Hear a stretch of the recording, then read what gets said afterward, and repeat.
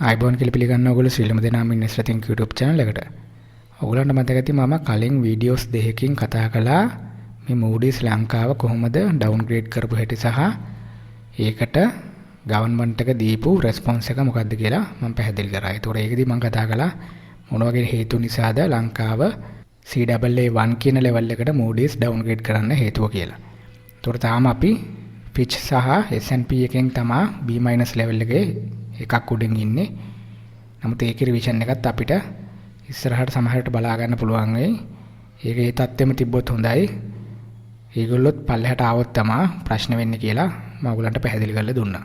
එතකොට දැන් මේ Moody's මේකත් එක්ක දැන් කියන අලුත්ම කතාව තමයි දැන් මම ඔයගලන්ට කියන්න විශේෂයෙන්ම මේගොල්ලෝ මේ ඒෂියා පැසිෆික් රීජන් එකේ බැංකින් ඉන්ඩස්ට්‍රි එක ඇනලයිස් කරලා තිනවා මොන වගේ තත්ත්වයක්ද මේ කොරෝනා වෛරස් එකේ හිට් එකත් එක්ක බැංකු වලට වෙලා තියෙන්නේ කියලා ඒගොල්ලෝ සම්පූර්ණ ඒෂියා රීජන් එකම ඒෂියා පැසිෆික් රීජන් එක විශේෂයෙන්ම අරගෙන ඇනලිසිස් එකක් කරලා තිනවා. එතකොට ඒකේ රිසල්ට් එක තමයි ඔයගොල්ලෝ මේ දකින්නේ. ඒතකොට විශේෂයෙන්ම ඒගොල්ලෝ මෙතන ફોකස් කරලා තියෙන්නේ කැපිටල් ඇඩිකුසි එකයි, ඇසට් ක්වොලිටි එකයි, ඒ වගේම ප්‍රොෆිටබිලිටි එකයි. මෙන්න මේ පැරාමීටර්ස් තුනෙන් විශේෂයෙන්ම ඒෂියා පැසිෆික් රීජන් එකේ තියෙන බැංකු වලට මොන වගේ හිට් එකක් කොරෝනා වලින් ඇවිල්ලා තියෙනවද කියන එක තමයි ඒගොල්ලෝ බලලා තියෙන්නේ. ඒතර මේක මේගොල්ලෝ හයිලයිට් කරලා කියනවා මේ ලංකාව සහ ඉන්දියාව තමයි ලොකුම හිට් එකක් ඇවිල්ලා තියෙන්නේ මේ කොරෝනා වෛරස් එකෙන් කියලා තමයි ඒගොල්ලෝ කියන්නේ. විශේෂයෙන්ම මේ කැපිටල් ඇඩිකුසි එකෙනුයි NP levels වලිනුයි ඒ වගේම ප්‍රොෆිටබිලිටි level එකෙනුයි ලංකාව සහ ඉන්දියාව ලොකුවට හිට් වෙලා කියලා තමයි ඒගොල්ලෝ කියන්නේ. ඒතකොට ඒගොල්ලෝ මේකට graph එකක් දාලා තිනවා. ඔයගොල්ලෝ දකින්න ඇති සමහර විට මේක ඇත්තරම S&P එකෙන් මේක ඇත්තරම Moody's ලා පබ්ලිෂ් කරපු එක. ඔයාලට පේන ඇති මෙතන source එක Moody's Investor Service එක. ඒතර මේ තියෙන්නේ ඒෂියා පැසිෆික් රීජන් එකේ තියෙන රටවල් ඉන්දුනීසියා, මැලේසියා, වියට්නාම්, ෆිලිපීන්ස් ආදි වශයෙන් ලංකාව ඉන්නවා. ඒ වගේම ඉන්දියාව තියෙනවා. මෙතන වැඩිම ඔයගලන්ට පේනවා ඇති කැපිටලයිසේෂන් එක අඩු වෙන්න පුළුවන් රට විදියට පෙන්වලා දීලා තියෙන්නේ ලංකාව. දැන් මේ මෙතන 104ක වගේ ප්‍රමාණයක් කියන්නේ කැපිටල් ඇඩිකුසි රේෂියෝ එක මෙන්න මේ ප්‍රමාණයෙන් පල්ලෙහාට බහින්න පුළුවන් කියන එක තමයි මෙතනින් පැහැදිලිවම අදහස් වෙන්නේ. අතන මේ සමහරවන්ට කැපිටල් ඇඩිකුසි රේෂියෝ කියන එක ගැන එච්චර පැහැදිලි අවබෝධයක් නැතුව ඇති. මේක බැංකින් ඉන්ඩස්ට්‍රි එකේ ඉන්න කට්ටිය දන්නවා. නමුත් මේක ගැන මම ඔයගලන්ට මීට කලින් වීඩියෝස් වලදී විශේෂයෙන්ම බැංකු ගැන කතා කරපු වීඩියෝ සීරීස් එකක්ම තිබ්බා.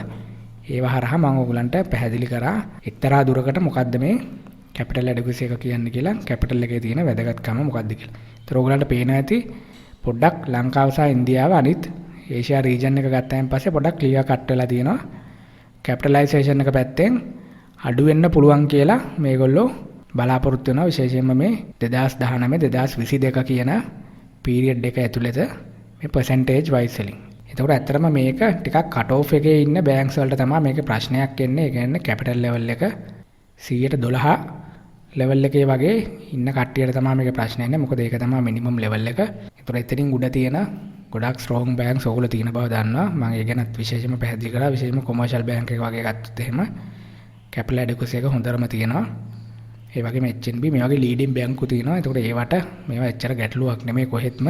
Moody's මේ විදියට report එකක් ගෙනාවට overall ලංකාවේ තියෙන බැංකින් ඉන්ඩස්ට්‍රි එකේ බැංකු වල ලොකු strength එකක් තියෙනවා. විශේෂයෙන්ම capital side එකෙන්. හැබැයි ඒකත් බැංකු අනුව වෙනස් වෙනවා. ඊටාම හොඳට capital තියාගෙන ඉන්න බැංකු තියෙනවා. අර මම කිව්වා වගේ කලින් කතා කරපු බැංකු. ඒ වගේම ටිකක් මාජින් එකේ යන අයත් ඉන්නවා. ඒ ඔක්කොටම සහනයක් වෙන්න තමයි මේ කොවිඩ් එකෙන් එක්ක ශ්‍රී ලංකා මහ බැංකුව මේ කැපිටල් ඇඩිකුසි එකේ මිනිමම් රික්වයර්මන්ට් එක 0.5කින් අඩු කරන්න හේතුනේ. මේවා ගැනත් ඔයගලන්ට මම කලින් කතා කරලා තියෙනවා. ඒ නිසා මම ඩීටේල් කතා කරන්නේ නැහැ. මොකද අද ફોකස් එක මේ report එකේ තියෙන විශේෂ කරුණු ගැන සලකලා බලන්න. මොකද එතකොට මේවා අනිවාර්යයෙන්ම ඉම්පැක්ට් වෙන්න පුළුවන් ස්ටොක් මාකට් එකේ වුණත් විශේෂයෙන්ම බැංක් රිලේටඩ් ස්ටොක්ස් ඔයගොල්ලෝ ගන්නකොට. මොකද ඉන්වෙස්ටර්ස්ලා මේවා ගැන අනිවාර්යයෙන්ම බලනවා. විශේෂයෙන්ම ෆොරින් ඉන්වෙස්ටර්ස්ලා අනිවාර්යයෙන්ම මේ වගේ රිපෝට්ස් දිහා ලොකුවටම බලන කට්ටිය. මොකද ඒගොල්ලන්ට ලංකාවේ ලෝකල් කෙනෙක් බලන විදිහට මේ බලන්නේ. ඒකට ඒගොල්ලන්ට මේ වගේ දේවල් නෙගටිව් ඉන්ෆර්මේෂන් වෙන්න පුළුවන්. ඒ වගේම කැපිටල් ඇඩිකුසි එක ගැන කතා කරනකොට මම විශේෂයෙන්ම ඔයගොල්ලන්ට කියන්න ලංකාවේ බැංකින් ඇන්ඩ් ෆයිනෑන්ස් ඉන්ඩස්ට්‍රි එක ගත්තොත් එහෙම ලංකාවේ ඉන්වෙස්ටර්ස්ලාට ලොකු කොන්ෆිඩන්ස් එකක් තියෙනවා. අනිත් සියලුම ඉන්ඩස්ට්‍රීස් වලට වඩා මේ බැංකින් ඇන්ඩ් ෆයිනෑන්ස් ඉන්ඩස්ට්‍රි එකට. මොකද සාමාන්‍යයෙන් ඕනම බැංකුවක් හෝ මූල්‍ය ආයතනයක් කැපිටල් එක වැඩි කරගන්න එක්ක රයිට් ඉෂුව එකක් හරි එහෙම නැත්නම් ඩිබෙන්චර්ස් හරි මේ වගේ නොයෙකුත් මාධ්‍ය වලින් මුදල් රැස් කරගන්න ඕනම අවස්ථාවකදී ඔයගොල්ලෝ දැකලා ඇති ඒ සියලුම issues ඕවර් සබ්ස්ක්‍රයිබ් වෙලා යනවා.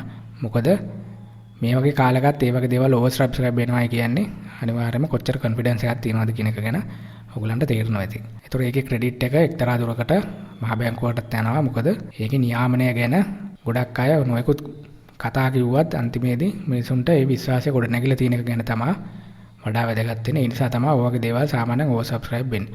කවුරුත් සාමාන්‍යයෙන් වැටෙන්න යන කම්පැනි එකක් නම් එහෙම නැත්නම් විශ්වාසයක් නැති ඉන්ඩස්ට්‍රි එකකට නම් ඔය වගේ ඉෂුස් දැම්මට ඒවා ඕවර් සබ්ස්ක්‍රයිබ් වෙන්නේ. ඒ නිසා ඇත්තටම මේවා අන්ඩර්රයිට් නොකරත් ඕවර් සබ්ස්ක්‍රයිබ් වෙන නිසා ප්‍රශ්නයක් වෙන්නේ නැහැ. නමුත් ඒක ප්‍රැක්ටිස් එකක් විදියට, ඒක රූල් එකක් විදියට ඕනම ඉෂුව එකක් අන්ඩර්රයිට් කරලා තමයි මේවා කරන්නේ. හරි. ඒකත් එක්ක දැන් මේ report එකේ කියන අනිත් කතාව තමයි ලංකාවේ sovereign rating එක B- වලට Fitch එකයි S&P එකයි downgrade කරා. ඔයගලන්ට මතක ඇති. දැන් මේකට හේතු උනේ ඒ කාලෙදී මේ මාර්තු සහ ඒප්‍රිල් වල, ඒ කියන්නේ 2020 මාර්තු සහ ඒප්‍රිල් වල ලොකු liquidity injections ගියා. ඔයගොල්ලෝ දකින්න නැති. මම ඒක ඔයගලන්ට පෙන්නුවා. Central Bank stock holding එක කොහොමද වැඩි වෙලා තියෙන්නේ කියලා. ඔයගොල්ලෝ මේ videos බැලුවේ නැත්නම් බලන්න. එතකොට ඒවත් එක්ක තමයි විශේෂයෙන්ම මේ economic related video සාමාන්‍යයෙන් එකින් එක interlinked. ඒතොර එකක් ඇරලා එකක් බලුවට සමහර විට ඔයගලන්ට අදහස් එන්න තියෙන්න පුළුවන්. දැන් මේක ඇත්තටම ඒ අයිඩියා එක එන්නේ මහ බැංකුව කොහොමද මේ T-bill stock holding එක හරහා මාකට් එකේ liquidity එක වැඩි කරේ කියන එක ගැන. ඒතොර ඒක ගැන කොහෙත්ම සතුටටපත් වෙච්ච නැති පාර්ශ්ව දෙකක් තමයි Fitch එකයි S&P එකයි. ඒතොර ඒක නිසා මේක B- වලට වැටුණයි කියන එක තමයි මෙතනින් ඒගොල්ලෝ අදහස් කරන්නේ. ඒ වගේම දැන් CAA1 වලට Moody's දැම්මයි කියන එක ගැන ඔයගොල්ලෝ දැන්ටමත් දන්නවා. ඒතොර ඒකටත් හේතු වෙච්ච කාරණා දන්නවා. ඒතොර මෙන්න මේ ප්‍රශ්නේ තමයි ඇත්තටම බැංකින් ඉන්ඩස්ට්‍රි එකට සහ ඕවරෝල් ලික්විඩිටි සහ මාකට් එකේ තියෙන ප්‍රශ්න නිසා තමයි මේගොල්ලෝ පොඩ්ඩක් මේක ලංකාවේ ඉන්ඩස්ට්‍රි එක ගැන අමුතුවෙන් බලන්න පුරුදු වෙලා තියෙන විශේෂයෙන්ම මේ Moody's. ඒතොර මේ කැපිටල් ලෙවල් එක ගැන තමයි මේ කතා කරලා තියෙන්නේ. ඒතොර ඒගොල්ලෝ කියනවා මේ most banks will see falling core capital measured as tangible common equity from 2019 to 2022 කියලා කියන්නේ ඉස්සරහා කාලෙදී මෙන්න මේ කැපිටල් එකට වෙන බලපෑම ගැන තමයි. නමුත් මේගොල්ලෝ මේ බලපෑම මෙහෙම ඇසස් කරාට මම අර කලින් කිව්වා වගේ ලංකාවේ ඉන්වෙස්ටර්ස්ලාගේ තියෙන බැංකින් ඉන්ඩස්ට්‍රි එකට එහෙම නැත්නම් බැංකින් ඇන්ඩ් ෆයිනෑන්ස් ඉන්ඩස්ට්‍රි එකට තියෙන කොන්ෆිඩන්ස් එක ඉතාම ඉහළයි. ඒක අපි ඉතිහාසයේ දිගින් දිගටම දැකලා තියෙනවා. පොඩි අවස්ථාවල අපි දැකලා තියෙනවා ප්‍රශ්න වෙච්ච ඇති අවස්ථා. නමුත් ඒවත් ගොඩක් දුරට හුඟක් වෙලාවට මැනේජ් කරලා තියෙනවා. මෙන්න මේ ඕවරෝල් කන්ඩිෂන් එක නිසා තමයි මේ ඉන්ඩස්ට්‍රි එකට ලොකු කොන්ෆිඩන්ස් එකක් තියෙන්නේ. ඒ නිසා අපිට ඉන්දියාව ගැන කියන්න හරියටම දන්නේ නැහැ. නමුත් ලංකාවේ මේ කැපිටල් ලෙවල්ස් මෙහෙම පල්ලෙහාට බහයි කියලා මේගොල්ලෝ පුරකථනය කළාට මේ කැපිටල් ලෙවල්ස් ඉහළට ගන්න එක ලොකු අමාරුවක් නෙමේ ලංකාවේ බැංකින් ඉන්ඩස්ට්‍රි එකට. මොකද මේවා දාපු ගමන් ඕවර් සබ්ස්ක්‍රයිබ් වෙනවා. ඒ වගේම ලොකු කොන්ෆිඩන්ස් එකක් ලංකාවේ ඉන්වෙස්ටර්ස්ලාට තියෙනවා. ඒතකොට අපි ඒකත් එක්ක තමයි බලන්න ඕනේ. දැන් මේ report වල ඒව ගැන කතා කරන්නේ මේගොල්ලෝ කතා කරන්නේ මේක අඩු වෙන්න පුළුවන් කියලා. මේක අඩු වෙන්න පුළුවන් තමයි. මොකද හේතුව දැන් ඔයගොල්ලෝ දන්නවා loan moratorium එකයි ඒ වගේම additional capital සහ working capital බැංකුව හරහා සෑහෙන්න දීලා තියෙනවා. විශේෂයෙන්ම මේ COVID එකෙන් පස්සේ මාර්තු වල ඉඳන් සෙප්තැම්බර් විතර වෙනකන් දිගින් දිගටම loan දුන්න. මේ loan දීමත් එක්ක ඔයගොල්ලෝ දන්නවා බැංකුවල තියෙන risk weighted assets එන්න වැඩි වෙනවා. එන්න වැඩිවීමත් එක්ක capital adequacy එකට කෙලින්ම බලපෑමක් එනවා. මේ බලපෑමත් එක්ක නිසා තමයි මේ දිගින් දිගටම දීපු ලෝන් වල වැඩිවීමත් එක්ක මෙන්න මේ ලෙවල්ස් පල්ලෙහාට බහින්න පුළුවන්. නමුත් මේක බැංකු ලොස් වීමෙන් නෙමෙයි මේක පල්ලෙහාට බහින්න. අන්න ඒකත් මතක තියාගන්න ඕනේ. දැන් අපි දන්නේ මේ අනිත් බැංකු වල මේ නෙගටිව් ගිහිල්ලා තියෙන්නේ මොනවා හරි ලොස් වීමකින් නිසා නෙගටිව් යනවාද කියන අපි දන්නේ නැහැ. නමුත් ලංකාවේ නම් කන්ඩිෂන් එක බැංකු ලොස් වීමකින් නෙගටිව් යනවා නෙමෙයි. මේක ලෝන් බුක් එකේ තියෙන growth එකත් එක්ක තමයි මේ වගේ දේවල් සිද්ධ වෙන්නේ. හරි ඒ වගේම මෙතන Moody's වල මේ VP එහෙම නැත්නම් senior credit officer කියන මේ Eugene කියන කෙනා එයා මෙතන කියලා තිනවා ඒගොල්ලෝ බලාපොරොත්තු වෙනවායි කියලා ලංකාවේ asset quality එක දුර්වල තත්ත්වයේ දිගටම පවතී කියලා. විශේෂයෙන්ම මේ ලංකාව විතරක් නෙමෙයි ඒ වගේම මේ ඉන්ඩස්ට්‍රි එකේ තියෙන ගොඩක් බැංකු වල මේ ඒෂියා පැසිෆික් රීජන් එකේ. දැන් මේක නම් ඇත්තටම අපි දැක්කා ලංකාවේ ඔයගොල්ලෝ දකින්න නැති NP levels බැංකු වල දිගින් දිගටම පිරිහෙන තත්ත්වයක තමයි තිබ්බේ. මේක ගැන ඔයගලන්ට මම බැංක්ස් වල Q2 එහෙම නැත්නම් quarter 2 එකේ financial analysis එකේදී ඔයගලන්ට මම පෙන්නුවා කොහොමද ලංකාවේ NP levels banks වල වැඩි වෙලා තියෙන්නේ කියලා. මේක ඇත්තටම ඉන්ඩස්ට්‍රි එකේම ලොකු ප්‍රශ්නයක්. මේක ඇත්තටම ටැකල් කරන එක තමයි සෑහෙන challenging situation එක වෙන්නේ. මේක ඇත්තටම කොරෝනා වලට කලින් ඉඳන්ම තිබ්බා.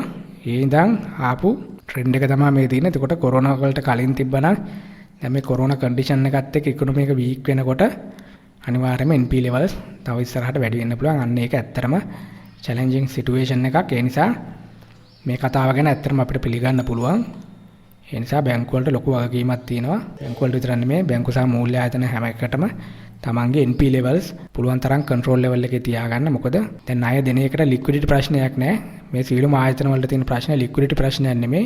මේගොල්ලන්ට තියෙන්නේ මේ credit risk එක ගැන තියෙන ප්‍රශ්නයක්. එහෙම නැත්නම් ණය අවදානම ගැන තියෙන ප්‍රශ්නයක්. මේ ණය අවදානම හරියට manage කරගත්තේ නැත්නම් අන්තිමේදී මේක capital එකට තමයි hit වෙන්නේ. ඒතොර ඒ කියන්නේ මෙන්න මේ වගේ තත්යකට එන්න පුළුවන් කියන එක තමයි මෙතන තියෙන ප්‍රශ්නය. ඒ නිසා මේවා manageable level එකේ තියාගන්න ගිතාම වටිනවා. ඔයගොල්ලෝ දකින්න ඇති මගේ මේ කලින් වීඩියෝ එකේදී Q2 සම්බන්ධයෙන් කරපු වීඩියෝ එකේදී ඔයගොල්ලෝ දකින්න ඇති ගොඩක් leading banks වල පවා NP levels ටිකක් high level එකට ඇවිල්ලා තියෙනවා. නමුත් මේවා ඇත්තටම මීට වඩා controllable level එකේ තියෙනවා නම් තමයි healthy banking function එකකට අතිශය වැදගත් වෙන්නේ. ඒතර මේ කියන්නේ ඒගොල්ලෝක තමයි based on our financial and economic models we project that the problem of NPs will double on average across the 14 APEC economics by 2022. මේ ඒෂියා පැසිෆික් රීජන් එකේ තියෙන රටවල් 14ෙම මෙන්න මේ තියෙන NP කන්ඩිෂන් එකේ තත්ත්වය වැඩි වෙන්න පුළුවන් කියන එක තමයි. ඒ කියන්නේ ඩබල් වෙන්න පුළුවන් කියලා 5% තිබ්බනම් 10%ට වගේ යන්න පුළුවන් කියන එක තමයි මේකේ පණිවිඩය. නමුත් ඒක 10%කට යනවා කියන්නේ තරම් සුදුසු තත්ත්වයක් නෙමෙයි. මොකද ඒක අන්තිමට කැපිටල් එකෙන් තමයි ඔය කියන ඔක්කොම ලොසස් බයා කරගන්න වෙන්නේ. ඒක තරම් healthy situation එකක් නෙමෙයි කිසිම කම්පැනි එකකට.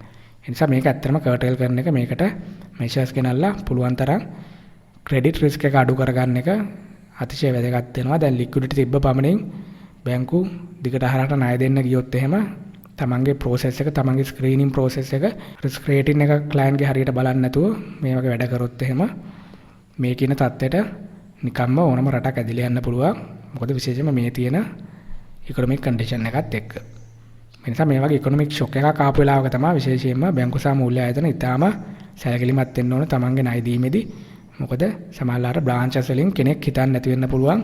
මේක අපි පාස් කරලා කොහොම හරි දෙන්න ඕන කියන මෙන්ටැලිටි එකේ තමයි ඉන්නේ. නමුත් ওই වගේ හැමෝම බැංක් එකේ ඉන්න බ්‍රාන්චස් වල කට්ටිය තමන්ගේ ක්ලයන්ට් ගේ ලෝන් එක පාස් කරලා දෙන්න හැදුවොත් එහෙම හරියට රිස්ක් පැරාමීටර්ස් බලන්නේ නැතුව අන්තිමේදී ඕවරෝල් බැංක් එකේ තියෙන කැපිටල් ඇඩිකුසි එකට සහ NP levels වලට තමයි අවසානයේදී ගැටලුව වෙන්නේ. ඒ නිසා ඒව ගැන සිතීම අනිවාර්යයෙන් වැදගත් වෙනවා. මොකද අන්තිමේදී ඉකොනොමි එකට තමයි අන්තිමේදී මේ බැංක් වල දායකත්වය තියෙන්නේ. එතකොට අවසාන ඉෆෙක්ට් එක එන්නේ ඕවරෝල් ඉකොනොමි එකටම තමයි අන්තිමේදී. ඒකත් එක්කම මේගොල්ලෝ පැහැදිලිවම සඳහන් කරනවා මේ කැපිටල් ඇඩිකුසි රේෂියෝස් ලංකාව, ඉන්දියාව සහ තායිලන්තය වගේ රටවල් වල 2022 වෙනකොට 2%කින් විතර වගේ පල්ලෙහාට බහයි කියලා මේගොල්ලෝ ප්‍රෙඩික්ට් කරනවා. ඒතකොට මේක ගැන තමයි මම කිව්වේ මේක මෙහෙම වැටුණාත් ලංකාවේ තියෙන ඉන්වෙස්ටර් කොන්ෆිඩන්ස් එක නිසා මේක ඕනම බැංක් එකකට අප් කරන්න පුළුවන්. ඒතකොට මෙන්න මේවා තමයි ගොඩක් වෙලාවට අර ඒජන්සිස් කියන්නේ නැති කාරණා පොසිටිව් සයිඩ් එක ගොඩක් වෙලාවට කියන්නේ නැහැ. ඒගොල්ලෝ මේ වෙන්න පුළුවන් නෙගටිව් ඉෆෙක්ට් එක තමයි ගොඩක් වෙලාවට හයිලයිට් කරන්න හදන්නේ.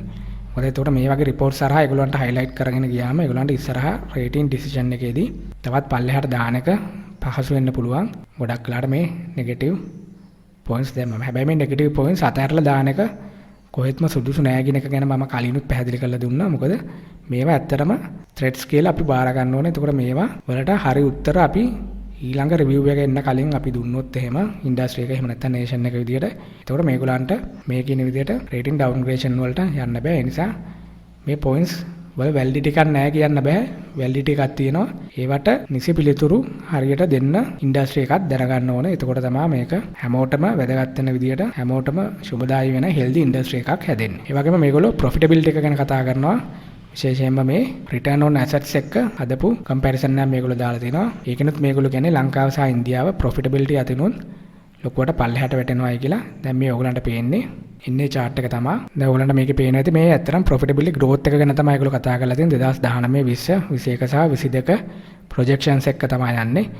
දැන් ඕගලන්ට පේන ඇති මේ ලංකාවේ 2019 ප්‍රොෆිටබිලිටි growth එකක් තිබිලා තිනවා 100%ක. නමුත් 20 ඉඳන් ගත්තොත් එහෙම ප්‍රොෆිටබිලිටි growth එක නෙගටිව් ගිහිල්ලා තියෙන්නේ. එතකොට 20 තියෙන තත්ත්වය තමයි නෙගටිව් 0.5කට වගේ තමයි ගිහිල්ලා තියෙන්නේ. නමුත් පොඩි ඉම්ප්‍රූව්මන්ට් එකක් තියෙනවා මෙතන. ඒගොල්ලෝ බලන විදිහට 2021 සහ 22 වෙනකොට අපේ නෙගටිව් growth එක අඩු වෙගෙන යන ලෙවල් එකට. ඒතර මේක ඇත්තටම පොසිටිව් සිග්නල් එකක් විදිහට තමයි මම නම් දකින්නේ. දැන් මේකෙන් කියන්නේ ප්‍රොෆිට් එක නෙගටිව් කියලා එහෙම නෙමෙයි. ප්‍රොෆිට් එකේ growth එක නෙගටිව් කියන එක තමයි මෙතනින් අදහස් වෙන්නේ. නමුත් ඒක හයි පොසිටිව් පැත්තට ගන්න පුළුවන් කියලා අපි හිතනවා. නමුත් මේක ඇත්තටම මෙතන තියෙන ප්‍රශ්නේ තමයි ඒෂියා පැසිෆික් රීජන් එකේ ගත්තොත් එහෙම ලංකාව සහ ඉන්දියාව විතරයි මේ නෙගටිව් රීජන් එකට වැටලා තියෙන්නේ. අන්න ඒක තමයි highlight වෙන ලොකුම කාරණා. දැන් මේ වගේ report එකකින් අපිට වඩා වැදගත් වෙන්නේ අන්න ඒක තමයි අපි රීජන් එකත් එක්ක කොහොමද අපේ ඉන්ඩස්ට්‍රි එක shoulder to shoulder මේක දුවන්නේ කියන එක තමයි අපිට වඩා වැදගත් වෙන්නේ. ඒකට එහෙම බැලුවම අපිව highlight වෙලා තියෙනවා Asia region එකේ අනිත් banks එක බැලුවයින් පස්සේ. ඔයාලට පේනවා අනිත් banks වල profitability growth අඩු වෙලා තියෙනවා. දැන් උදාහරණයක් විදිහට බලන්න සිංගප්පූර් වල profitability growth එක තියෙනවා. නමුත් growth එක පොඩ්ඩක් අඩු වෙලා තියෙන බව තමයි මෙතනින් පැහැදිලි වෙන්නේ. අපේ වෙලා තියෙන්නේ profitability growth එකක් නැහැ. අපේ profit plus වුණාට profitability growth එක negative. ඒ කියන්නේ අඩු growth එකකින් තමයි ගිහිල්ලා තියෙන්නේ. ඒ කියන්නේ negative growth එකකින් වැඩි වෙන වේගෙන් නෙමෙයි අඩු වෙන පැත්තට තමයි ගිහින් තියෙන්නේ. ඒතර මෙන්න මේක තමයි රිවර්ස් කර ගැනීම අත්‍යවශ්‍ය වෙන්නේ. හොඳටම ඇත්තටම perform කරලා තියෙන ඉන්දුනීසියාව ඔයගලන්ට පේන නැති region එකේ ඉහළින්ම ඉන්න රට වෙලා තියෙන ඉන්දුනීසියාව. ඒ වගේම අනිත් රටවල් ගොඩක් වෙලාවට ඇවරේජ් කරගෙන තියෙනවා. මැලේසියා, ෆිලිපීන්ස්, වියට්නාම් වගේ රටවල්.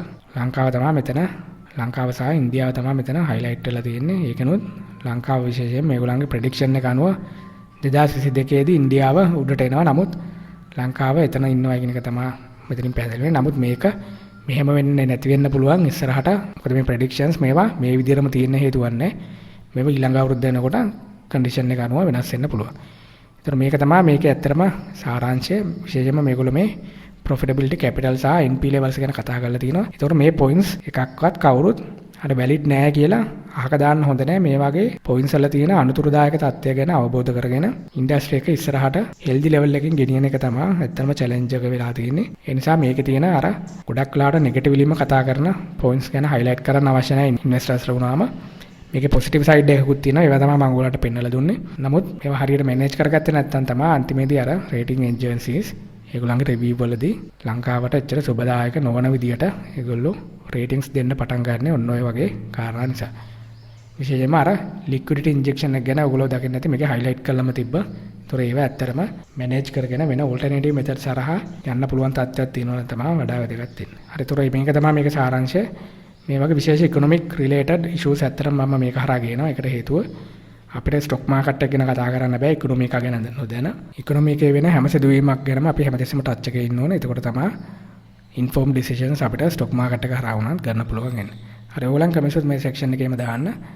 ඒ වගේම ඕගොල්ලන්ගේ idea share කරගන්න. ඒ වගේම Investor Think YouTube channel එක subscribe කරන්න නැත්නම් අමතක කරන්න එපා. ඒ වගේම මගේ අනිත් channel එක CSE Daily channel එක මේ තියෙන ඒකේ logo එක මේකත් ඔයගොල්ලෝ subscribe කරලා තියාගන්න. මොකද මේක හරහා තමයි මම daily market එකේ movements ඔක්කොම ගේන්නේ. හරි එහෙනම් මේ වගේ වීඩියෝ එකකින් අපි ආයෙ හම්බ වෙමු.